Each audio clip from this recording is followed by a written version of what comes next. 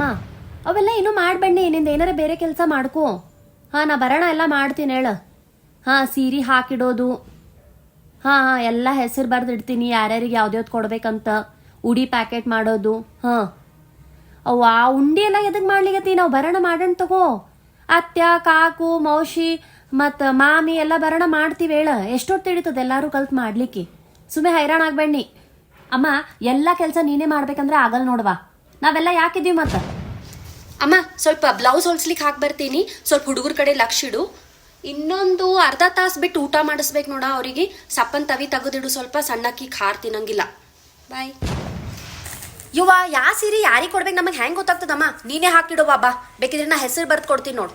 ಒಂದು ನಿಮಿಷ ಅಪ್ಪಾಜಿ ಖಾಲಿ ಇದ್ದೀರಾ, ಸ್ವಲ್ಪ ಹೆಸರು ಬರ್ದು ಬಿಡ್ತೀರಿ, ನಾ ಸ್ವಲ್ಪ ಪಾರ್ಲರ್ಗೆ ಹೋಗಿ ಬರ್ತೀನಮ್ಮ. ಅತ್ಯ ಚಲೋ ಆಗ್ಯಾವಲ್ಲ ಉಂಡಿ, ಆದರೆ ಸ್ವಲ್ಪ ದೊಡ್ಡ ಆಗಲಿಲ್ಲ, ಸ್ವಲ್ಪ ಸಣ್ಣ ಸಣ್ಣ ಮಾಡೋದಿತ್ತು.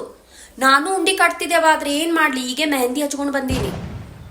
ಅಯ್ಯೋ ಕೆಸರ್ನಾಗ ಆಡ್ ಬಂದಿರಿ, ಅಲ್ಲಿ ಇಲ್ಲಿ ಮುಟ್ಬೇಡ್ರಿ, ತಾತ ಬೈತಾರ ನೋಡು. ಅಮ್ಮ ಸ್ವಲ್ಪ ಇವ್ರಿಗೆ ಕೈ ತೊಳಸ, ನಾ ಮೆಹಂದಿ ಹಚ್ಕೊಂಡೇನಿ.